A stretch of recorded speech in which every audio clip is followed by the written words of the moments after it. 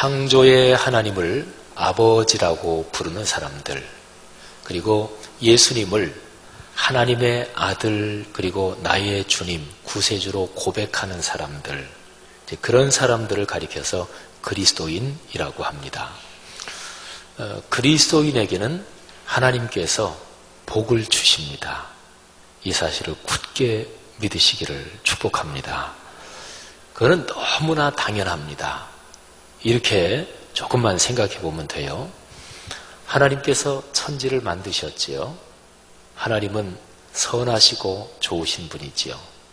또 그분은 전능하신 분이시니까 그분이 만드신 이 천지 만물은 참 아름답고 좋았습니다. 그래서 하나님께서 당신이 만드는 모든 피조세계, 그리고 그 중에서 보석 같은 존재가 사람이거든요. 근데 이 모든 존재들에게 하나님께서 복을 주셨어요.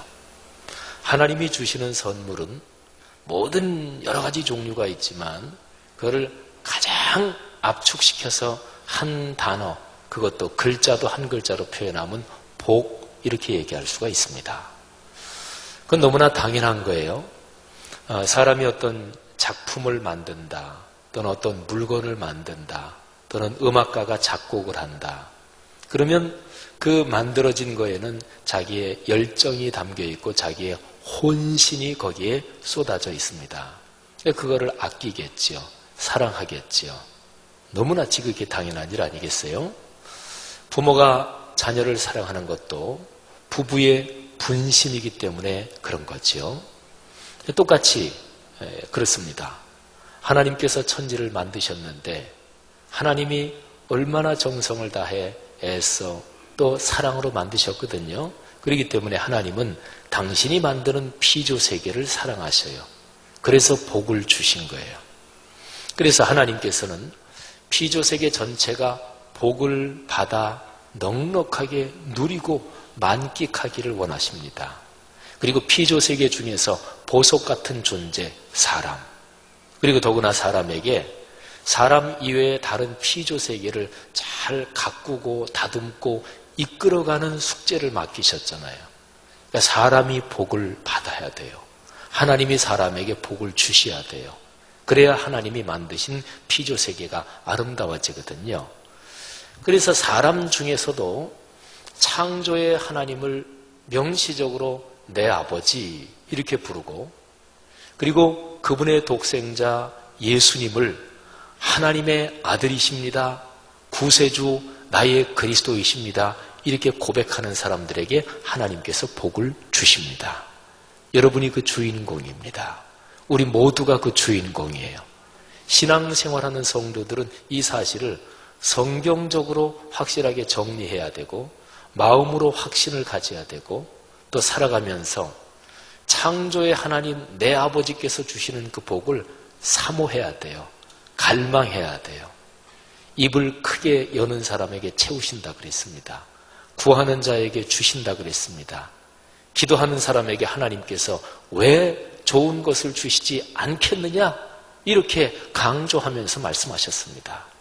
여러분이 걸어가는 삶의 길이 하나님의 그런 복을 받는 걸음걸음이 되시기를 축복합니다.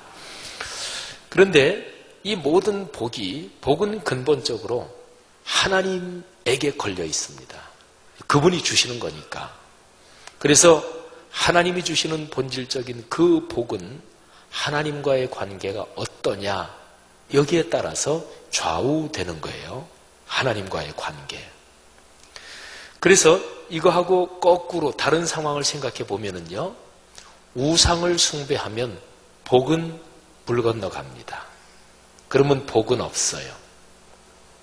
우상을 숭배하는데도 하나님을 깊이 신뢰하고 하나님을 나의 아버지로 고백하고 그분의 뜻에 순종하고 그러지 않고 우상 숭배의 길을 가는데도, 그런데도 내 삶이 복을 받는다. 복이 수도 없이 많지만 그냥 가장 직접적으로 경제적으로 또 건강으로 자녀선 잘 되는 것으로 사회적인 성취로 우상을 숭배하는데도 이런 게 원만하게 진행이 된다. 근데 그거는 그게 진짜 복인지 두고 봐야 알아요. 길게 봐야 알아요. 진짜로 그런지 그거는 나중에 봐야 알아요. 목사가 설교할 때 목사는 자기의 경험에서 말하는 것은 아닙니다. 경험한 거를 말할 수도 있어요. 내가 체험한 거를 말할 수도 있습니다. 그러나 근본적으로 목회자는 하나님의 말씀을 대언하는 거거든요. 설교가. 그래서 경험에서 말한다기보다 하나님의 말씀이 얘기하는 것을 전하는 거예요. 그러니까 그 원리에 따른다면 내가 우상을 숭배하는데도 경제적으로 건강으로 자녀선 뭐 애들 다 원만하고, 근데 그거는 진짜 복은 아니에요. 두고 봐야 알아요. 사랑하신 여러분, 그래서 하나님께서는 우상 숭배를 아주 엄격하게 금지하십니다.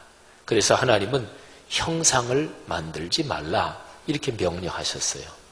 구약 성경에서 아주 중요한 그리고 핵심적인 몇 가지 계명 중에 하나가 어떤 모양, 형상 만들지 말라 이것이었습니다. 그런데요, 사람은 약해서 이게 눈으로 뭐가 보여야 이 사람은 좀 속이 시원하고 만족하고 그래요. 사람이 누구나 다 믿음이 좋은 건 아니니까. 사람의 죄악성 때문에도 그렇고 타락성 때문에도 그렇고 그 다음에 사람이 잘 흔들리니까. 근데 하나님은 눈에 안 보이십니다. 영이신 하나님은 가시적으로 신체의 눈으로 보이진 않아요. 근데 사람은 끊임없이 하나님을 뭔가 보이는 걸로 상징을 하거나 표시를 해놓고 그리고 신앙생활을 하려고 그래요. 근데 하나님은 그걸 금지하셨단 말이에요. 구약 성경의 형상 금지 명령은 하나님 말고 다른 어떤 잡신을 섬기면서 모양 만들지 말라 그 뜻도 있지만 그것보다는 하나님을 섬기는데 하나님이 눈에 안 보이니까 그냥 하나님을 상징하고 하나님을 섬기는데 도움이 좀 되라고 만드는 그런 형상, 그것도 만들지 말라. 이게 사실은 본질적인 뜻입니다. 근데 사람들이 끊임없이 형상을 만들어요. 사람이 약해서. 그래서 하나님이 가만히 보니까 좀 안쓰러우신 거예요. 아, 이 사람들이 연약해서 어쩔 수 없구나. 그래서 하나님이 눈높이를 좀 낮추셨어요. 사람이 보고 그리고 좀 하나님을 쉽게 알 수 있도록. 그래서 하나님이 이 땅에 보내신 분이 있는데 그분이 바로 하나님의 독생자 예수 그리스도인 거예요. 그래서 아무도 하나님을 본 사람이 없다. 그런데 하늘 아버지의 품속에 있는 독생자 예수 그리스도께서 하나님을 나타내시고 보여주셨다. 이게 요한복음 1장의 말씀입니다. 그러니까 예수님은 여러분과 저 똑같은 우리 사람의 모습으로 오시고 여러분과 제가 고민하고 또 막 그냥 안달을 하고 또 그냥 싸우기도 하고 뭐 우리 인간적인 상황에서 예수님은 똑같이 사셨어요. 그러니까 우리가 하나님 아버지 창조의 하나님을 믿기가 이제 훨씬 용이해진 거지요. 그래서 기독교 신앙은 예수 그리스도 그분이 심장이에요. 그분이 중심이고 센터입니다.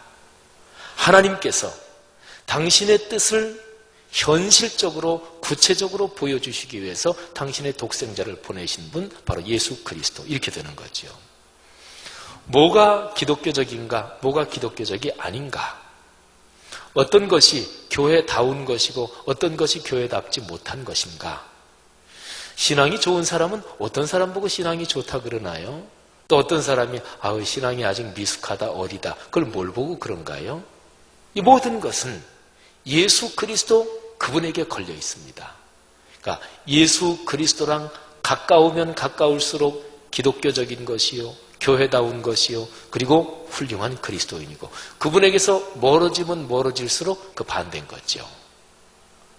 예수 그리스도 그분처럼 살고 그분을 닮고 그분처럼 생각하고 하여튼 그분처럼 되는 거 이게 바로 기독교예요. 그리고 거기에 바로 복이 걸려 있습니다. 이스라엘 사람들이 믿는 신앙을 유대교라고 그러죠. 우리는 이제 기독교입니다. 유대교하고 기독교는 공통점이 있어요. 구약 성경을 하나님의 말씀으로 믿는다. 이 점에서는 같아요. 그러니까 구약 성경에서 적어도 창조의 하나님에 대해서, 구원의 하나님에 대해서 가르쳐 주는데 그 하나님을 유대 교인도 믿고 우리 기독교인도 그 하나님을 믿어요. 그런데 결정적인 차이가 있습니다. 유대 교인들은 예수님을 하나님의 아들이요 그리스도로 고백하지는 않아요. 그래서 유대교를 기독교라고 할 수는 없는 거예요. 그러니까 예수 그리스도, 그분에 대한 태도, 그분에 대한 입장이 어떤지 여기에서 모든 게 결판이 나는 거예요. 그리고 하나님께서 천지를 만드시고 피조세계, 그리고 피조세계의 꽃이요 보석인 사람에게 주시는 복, 이것도 이제 예수 그리스도 이분에게 걸리는 거거든요. 사랑하신 여러분, 예수님의 손을 꼭 잡고 걸어가십시오. 그래서 복을 받아 누리십시오. 이 복을 넉넉하게 여러분이 인생 살아가면서 만나는 모든 사람에게 넉넉하게 나누고 베풀어 주시기를 바랍니다. 자, 그런데요, 예수 그리스도 이분과 가까워지고 그리고 이분과 긴밀하게 연결되면 복을 받는데요, 이 복을 받는다 이 문제에서 복이 따라오게 하는 게 좋습니다. 자, 돈을 가지고 얘기하면 우리말에 그런 얘기가 있잖아요. 돈을 쫓아가지 말고 돈이 따라오게 해야 된다고. 돈을 쫓아가다 보면 깜빡 잘못하면 돈의 노예가 되고 거기 묶입니다. 사람이 돈을 좀 더 많이 벌고 경제적으로 넉넉해지려는 이유는 그 넉넉한 경제력을 가지고 사람이 행복하자고 그런 거 아니겠어요? 사람이 중심이죠. 돈이 중심이 아니고. 그런데 돈을 계속 쫓아가다 보면 돈에 매이고 돈의 노예가 되고 거기에 묶이게 되는 경우가 있어요. 그래서 우리말에 돈이 따라오게 해야 된다 이런 얘기를 하잖아요. 하나님이 주시는 복에 대해서도 그런 방식으로 한번 생각을 해보십시오. 제일 중심적이고 본질적이고 근본적인 거를 꽉 붙잡고 있으면 거기에 걸린 복은 따라오는 거예요. 자, 기독교 신앙에서 제일 중심적인 거 예수 그리스도, 그분을 꼭 붙잡고 그분과 절대로 떨어지지 않고 그분처럼 그분 닮아 그렇게 인생길 그냥 걸어가는 거예요. 그러면 하나님이 주시는 복은 따라옵니다. 이게 신앙에서 아주 중요합니다. 자, 그래서요, 예수님처럼, 예수님이 하신 것처럼 그렇게 살고 또 그렇게 걸어가면 되잖아요. 오늘 제 설교 제목이 예수님처럼 네 가지, 이게 설교 제목이에요. 예수님이 하신 것처럼 네 가지 우리도 하면 된다 이런 거죠. 사도행전 1장 1절 2절에 보면 예수님이 하신 네 가지가 있어요. 그런데 이 네 가지는요, 예수님께서 이 땅에 33년 정도를 계셨는데 33년 중에서도 마지막 3년이 공적 활동, 공적 사역을 하셨어요. 근데 마지막 3년 공적 활동에서 예수님이 무슨 일을 하셨는가? 거기에 사도행전 1장 1절에 정확하게 나와요. 그래서 1장 1절에 보면 예수님이 하신 일 두 가지가 나오고 2절에 두 가지가 나와요. 오늘의 설교에서는 1절에 나오는 두 가지, 그거를 중점적으로 말씀을 드릴 거예요. 자, 사도행전 1장 1절을 제가 한번 읽어보겠습니다.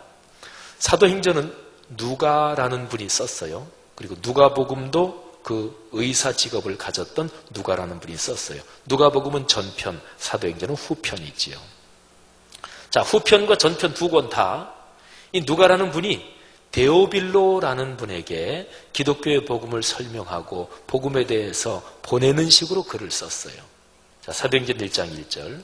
데오빌로요, 내가 먼저 쓴 글에는, 그러니까 누가복음에는 그런 거예요. 누가복음에는 무릇 예수께서 행하시며 가르치시기를 시작하신부터, 예수님께서 공적인 사역을 시작하신 것부터 내가 썼고, 그리고 2절에 보면 그가 택하신 사도들에게 성령으로 명령하시고 승천하신 날까지의 일을 기록하였노라. 아멘. 그러니까 누가복음에는 예수님이 사역을 시작하신 것부터 시작해서 승천한 날까지, 거기까지 기록했다 그런 거죠. 그런데 예수님의 사역은 두 가지예요. 첫째, 행하셨다. 그러니까 그렇게 사셨다 그런 거죠. 두 번째, 가르치셨다. 이거는 말로, 그죠? 그러니까 첫째는 삶으로 그렇게 실천하셨다. 두 번째는 말로, 입술로 가르치셨다. 진리를 전하셨다. 그런 거지요. 이 두 가지를 예수님이 시작하셨어요. 예수님의 공적인 사역은 이 두 가지예요. 그래서 3년 동안의 공적 사역 기간 중에 예수님이 하신 일은 늘 이 두 가지를 하신 거예요. 그리고서 이 세상의 맨 마지막 장면 그 부분에서 또 두 가지를 하셨어요. 첫째는 성령으로 명령하셨고, 그리고는 하늘로 승천하셨어요. 그러니까 예수님이 하신 네 가지가 뭐냐면, 첫째, 삶으로 실천하셨다. 두 번째, 말씀으로 가르치셨다. 세 번째, 성령으로 명령하셨다. 네 번째, 승천하셨다. 근데 세 번째, 네 번째는 십자가에 돌아가시고 부활하신 뒤에 맨 마지막 부분에 그때 하신 거예요. 3년 동안 계속 하신 것은 첫째, 둘째예요. 삶으로 실천하셨다. 그리고 말씀으로 가르치셨다. 1600년대에 살았던 독일 목사님이 있습니다. 필립 야콥 스페너 목사님이란 분이에요. 근데 이 스페너 목사님이 한 번은 성경 사도행전 여기를 1절 처음에 이렇게 묵상하다가 이분이 갑자기 깨달음이 왔어요. 아, 그렇구나. 예수님은 사역을 하시면서 먼저 행하시고 행동하시고 그리고서 가르치셨구나. 이 순서 말이에요.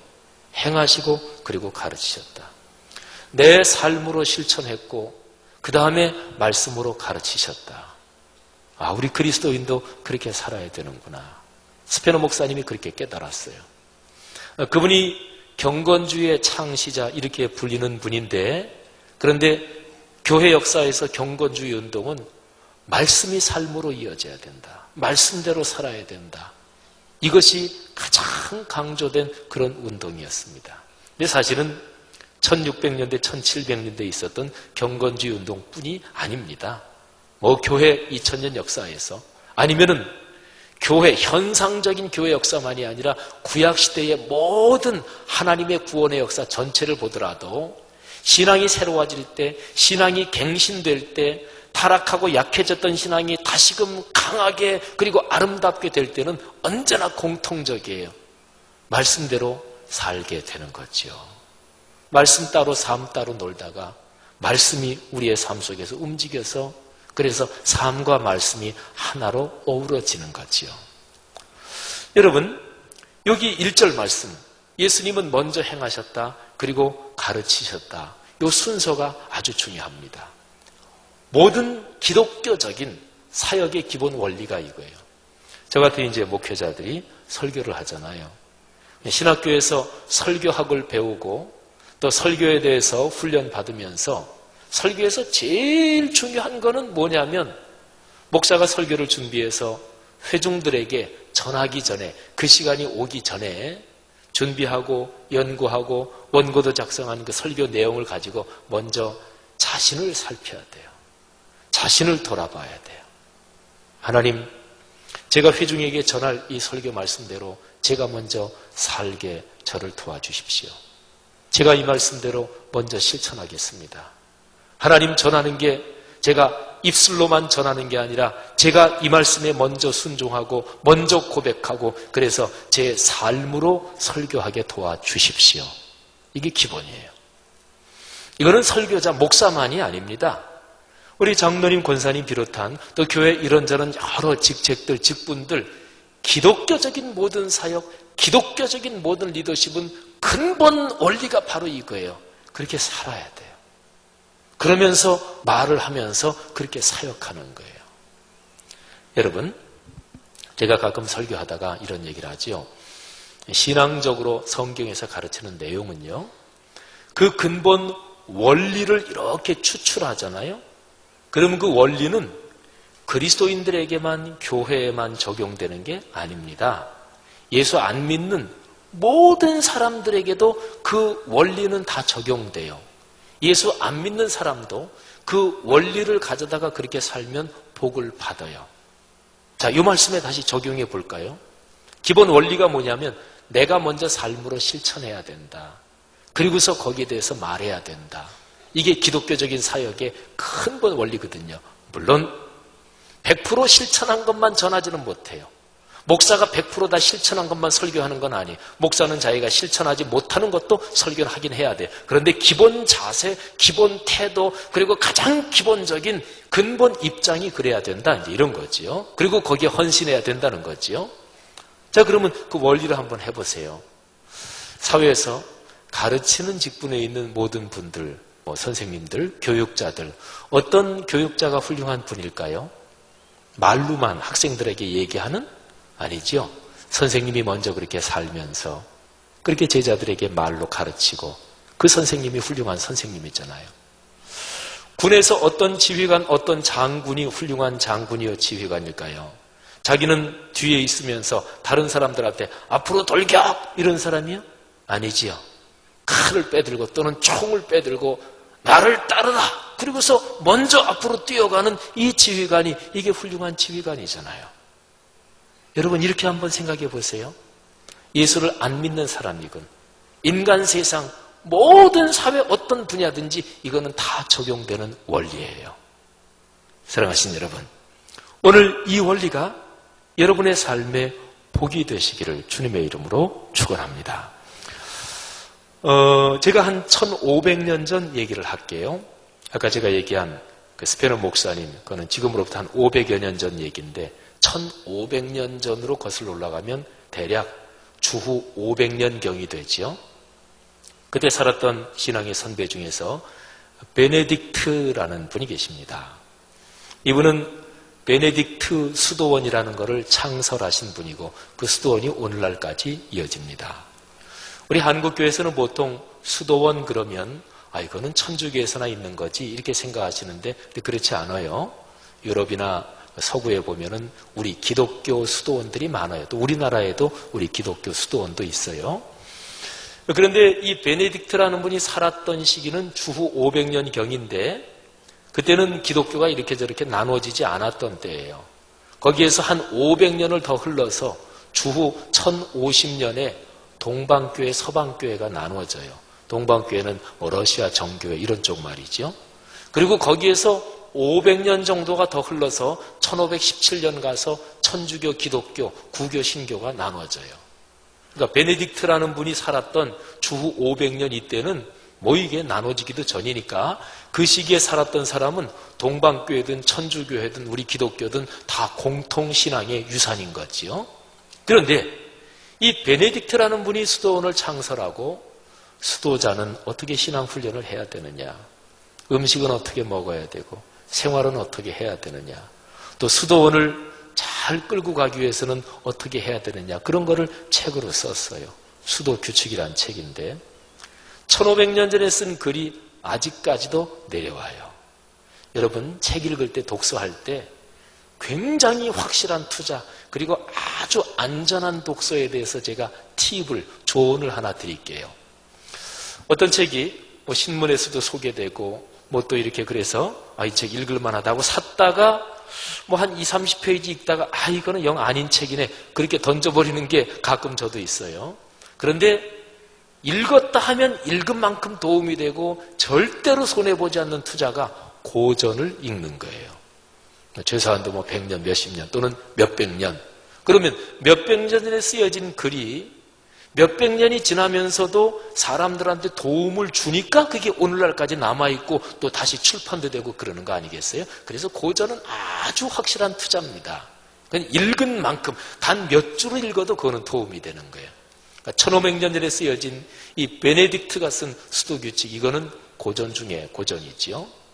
근데 수도원의 지도자, 영적인 지도자를 아바스라고 부릅니다. 이 아바스는 예수님이 하나님을 부를 때 아바, 아버지 이렇게 하죠. 아바라는 말은 아람어로 아빠 이런 뜻이에요. 그래서 수도원의 영적 지도자를 아바스, 이거는 영적인 아버지다, 영적인 부모다, 이런 뜻이지요. 이 명칭이 사실은 굉장히 황송한 명칭이지요. 원래 하나님을 부르는 말인데 그거를 영적 지도자한테 붙이니까 사실은 굉장히 황송하고 좀 송구스러운 명칭이잖아요. 자, 그래서 아바스는 어떤 사람이어야 하는가? 수도규칙이라는 책 2장에 보면 이렇게 얘기합니다.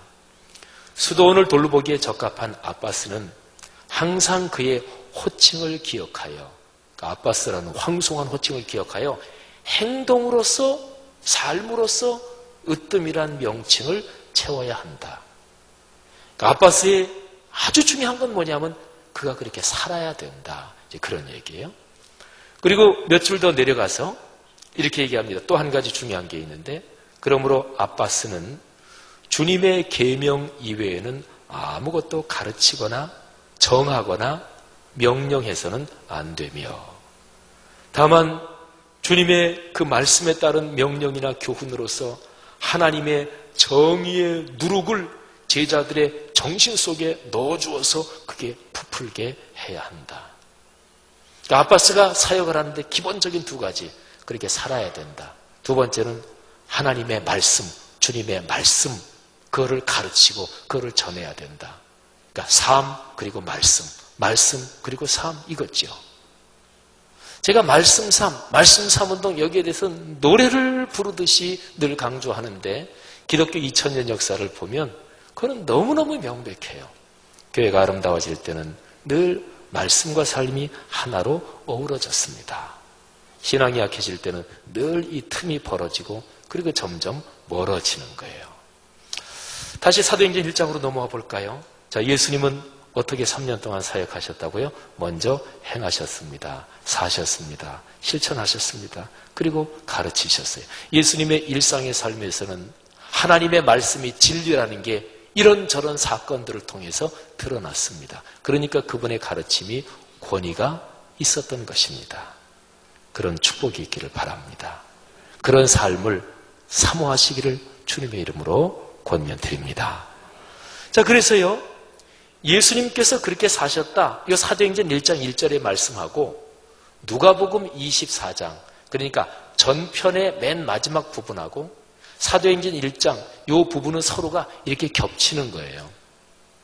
해품달이 아주 굉장히 시청률이 높았는데 드디어 끝났습니다만은, 그런데 그런 연속극 드라마 보면은 오늘 연속극 다 끝날 때 다음 장면 잠깐 보여주든지, 아니면은 오늘 드라마 하면서 전편 마지막 부분을 잠깐 보여주든지 그러잖아요. 그래서 이렇게 겹치잖아요.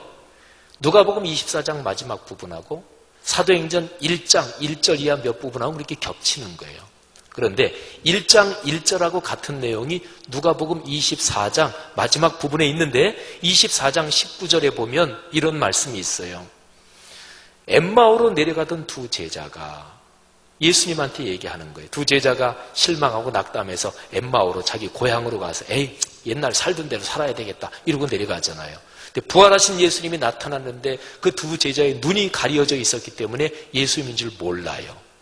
예수님이 물어보지요. 아니, 표정들이 무슨 근심이 많은 것 같은데. 그러니까 두 제자가, 아니, 당신도 보아하니 예루살렘 쪽에서 내려오는 길 같은데 며칠여간에 예루살렘에서 무슨 일이 일어났는지 모르신단 말이요? 아유, 무슨 일이요? 그러니까 그 두 제자가 이렇게 얘기합니다. 누가복음 24장 19절 말씀이에요. 나사렛 예수의 일이니 그는 하나님과 모든 백성 앞에서 말과 일에 능하신 선지자이거늘. 그 다음에 20절, 우리 대제사장들과 관리들이 사형 판결에 넘겨주어 십자가에 못 박았느니라. 근데 여기 19절에서 나사렛 예수 그분은 말과 일에 능하신 선지자였다. 그래서 우리 모두가 기대를 걸었다.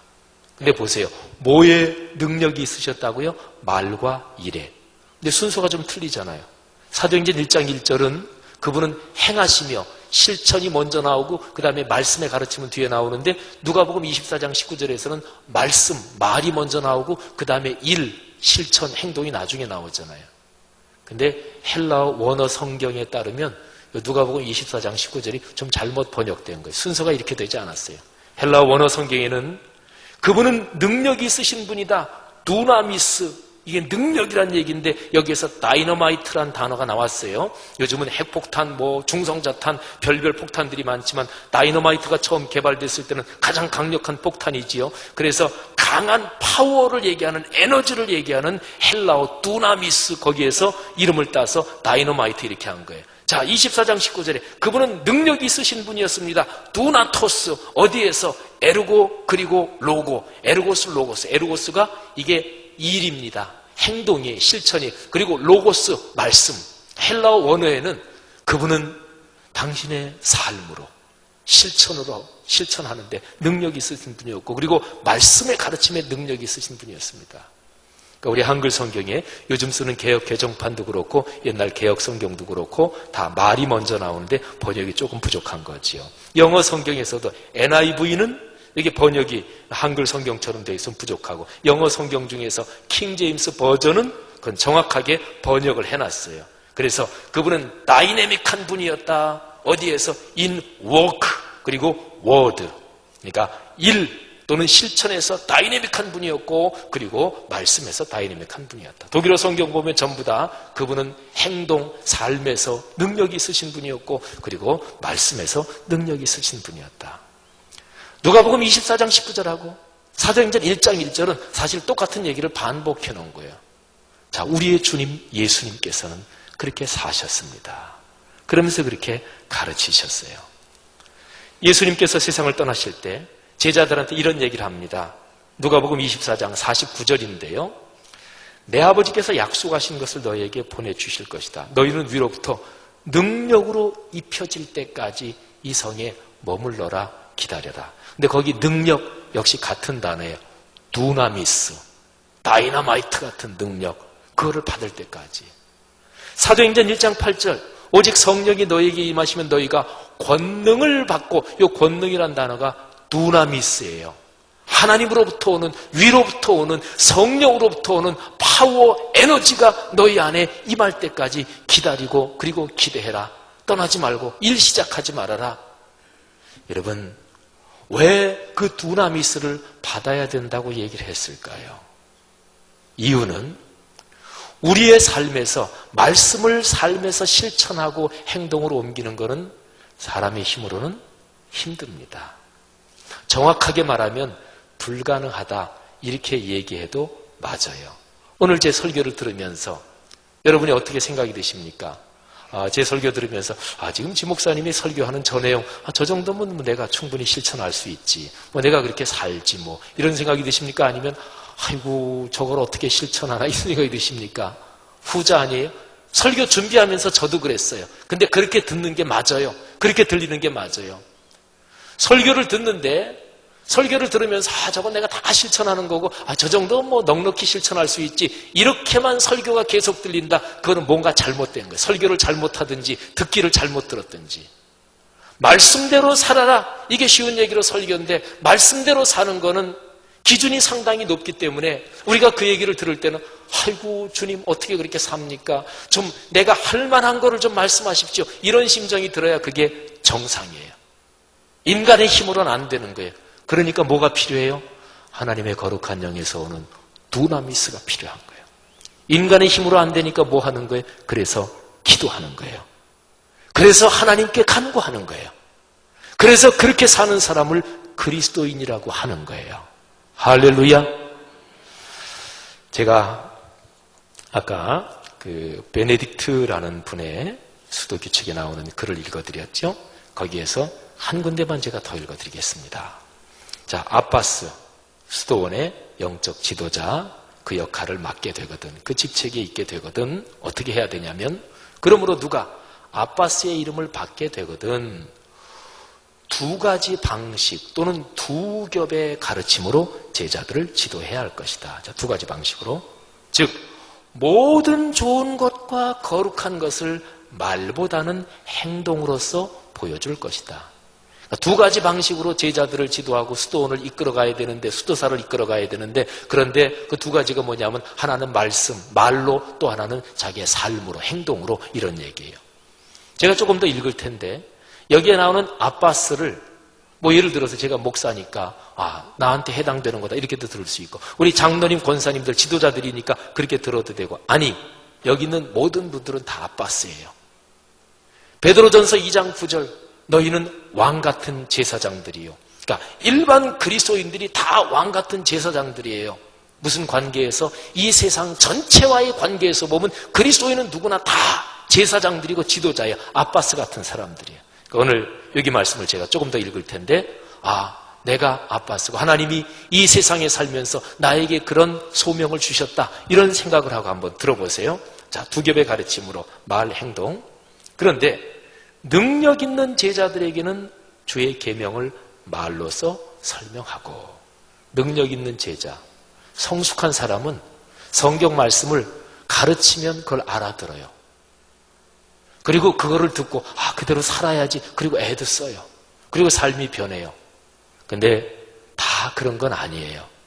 마음이 무딘 자와 우둔한 자들에게는 실제 행동으로서 하나님의 계명을 보여주어야 한다. 그러니까 말씀을 가르치기만 해서 삶이 변하지 않는 사람들이 있어요. 그런 사람은 이 아빠스가 자기의 삶을 그렇게 살면서 그걸 보여줘야 된다 하는 얘기지요. 그 다음에요, 아빠스는 자신이 제자들에게 부당하다고 가르친 바는 무엇이나 해서는 안 된다. 이것을 자기의 행동으로서 가르칠 것이다. 그러니까 아빠스가 하나님의 말씀을 가르치면서 이거는 이렇게 살아야 되고 이거는 이렇게 하면 안 된다. 안 된다고 하는 거를 자기가 말로 가르쳐 놓고 실제 생활에서는 자기가 그걸 하면은 안 되잖아요. 이율배반이잖아요. 목사가 설교할 때는 그렇게 사는 게 하나님의 뜻입니다. 그래서 설교하는 거거든요. 그러니까 설교할 때는 그렇게 하고 그 다음에 회의할 때나 이런 다른 일 할 때는 설교한 거는 다르게 하고 그럴 수는 없는 것입니다. 특별히 한국 교계 전체적으로 볼 때 한국 교계에서 이런저런 공적인 활동을 하는 목사님들이나 장로님들이나 권사님들이나 지도자분들이 사실은 교계가 하는 일들도 사회 구조 속에 있으니까 이런저런 일을 할 때 우리 사회의 일반적인 관행을 완전히 100% 다 피해간다. 이게 참 쉽지 않죠. 우리 성도들은 아이고 목사님들은 사회를 어떻게 아나. 그런데 그건 착각입니다. 제가 늘 얘기하는 것처럼 우리 목사 세계도 사회하고 똑같다. 제가 그 얘기를 가끔 하지요. 똑같습니다. 또 하나, 여러분들보다 목사가 사회를 더 잘할 수가 있습니다. 여러분들은 자기 직종밖에 주로 모르잖아요. 목사는 수도 없이 많은 사람들 만나니까. 그러니까요, 우리 사회에서 교계 지도자들이 연합활동이나 이런저런 활동을 할 때 사회에서 습관적으로 진행되어 온 부정적인 관행들 그거 하면 안 돼요. 근데 이제 우리 사회의 현실이라는 게 딱 선을 딱 긋고 여기까지는 합법, 여기는 불법, 이게 명확하지 않은 게 많잖아요. 근데 어쨌든 최대한도로 신앙 양심을 가지고 목사는 설교한 대로 그렇게 해야 되고 또 성도들은 말씀을 듣고 그래 저게 하나님 말씀으로 맞지. 그러면 실제 하는 때도 그렇게 해야 돼요. 그러니까 중요한 거는 예배 때 찬송할 때 기도할 때 그때에 듣고 그때에 감격적으로 고백했던 거를 예배 기도 찬송 끝나고 회의할 때 그때 적용해야 돼요. 목회자가 또는 교계 지도자들이 무슨 일을 할 때 사회 부정적인 관행 사회에서도 다 그렇게 하니까 다 대강 그렇게 하면 고민스러운 게 그러면 그 목사가 이제 교회 와서 예배 드릴 때 설교한단 말이에요. 같이 사역하는 장로님 권사님 앉아서 설교를 듣는단 말이에요. 그럼 목사가 어떻게 설교를 하는 것이고 그 장로님 권사님은 앉아서 설교를 들으면서 그 목사 설교를 어떻게 듣는 것이고 예배 끝나고 교계 활동할 때는 다 그냥 관행대로 다 이렇게 저렇게 하는데 사랑하신 여러분, 그렇게 되면 예배나 이런 게 그냥 종교적인 놀이예요. 종교적인 노름에 지나지 않는 거예요. 예배 드릴 때 찬송하면 오랫동안 신앙생활을 했기 때문에 눈물도 나요. 기도할 때 뜨겁기도 해요. 근데 끝나고 할 때는 세상 사람하고 똑같아. 그럴 수는 없죠. 예수 그리스도의 십자가의 복음이 그렇게 값싼 복음일 수는 없지요. 예배 끝나고 기도하고 끝나고 그러고서 금방 모였을 때 막 누구 험담하고 그럴 수는 없지요. 험담하라고 예배 시간에 설교 들은 거 아닐 테고 불평 불만하라고 설교 들은 거 아닐 테고. 사랑하신 여러분, 사람은 누구나 다 자기의 장점이 있고 약점이 있어요. 단점이 있어요. 성공하는 방법 간단합니다. 자기의 장점은 계속 키워가야 돼요. 그리고 자기의 약점은 줄여가야 돼요. 특히 약점이 어느 정도 이상으로 심하게 사고를 치잖아요. 그러면 자기의 장점이 제 아무리 많아도 이게 일시에 다 물거품이 돼버릴 수가 있어요. 그래서 성공하는 방법은 장점은 계속 키우고 특별히 약점을 쳐서 복종시켜야 돼요. 이게 특별히 어느 정도 이상으로 부정적인 작동이 돼가지고 사고를 치면 장점이고 뭐고 다 날아가요. 약점을 고쳐야 돼요. 근데 약점 고치기가 쉽지 않습니다. 쉽지 않아요.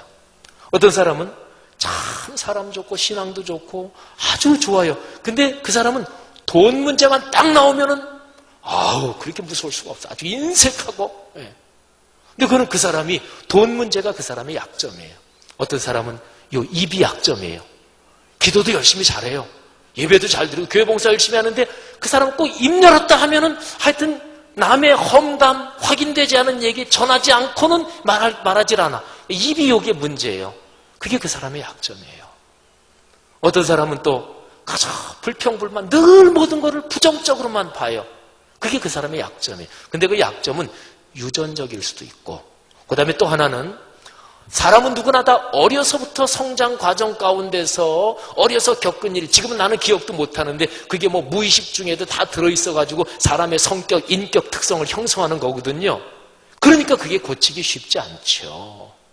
어떻게 고쳐요?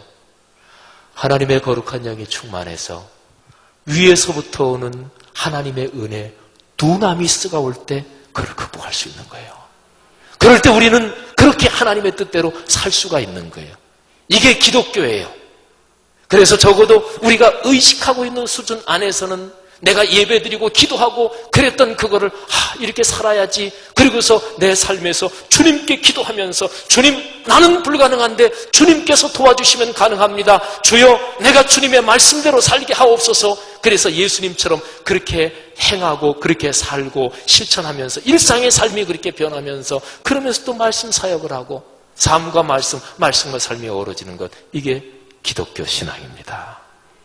사랑하신 여러분, 이렇게 살면 복은 따라오는 거예요. 하나님이 그 사람 축복해 주지 않고 누구를 축복해 줘요? 하나님이 그 가정, 가문 축복해 주지 않고 어떤 가정, 어떤 가문을 축복해 주십니까? 복은 따라오는 거예요. 그리스도인으로 살아가면서 기쁘고 자부심이 있고 건강한 자부심 말이에요. 성도 여러분, 여러분과 우리 모두의 삶에서 이렇게 말씀대로 살고 또 말씀 사역하고 말씀과 삶이 하나로 어우러지는 위대한 축복이 있기를 주님의 이름으로 축원합니다.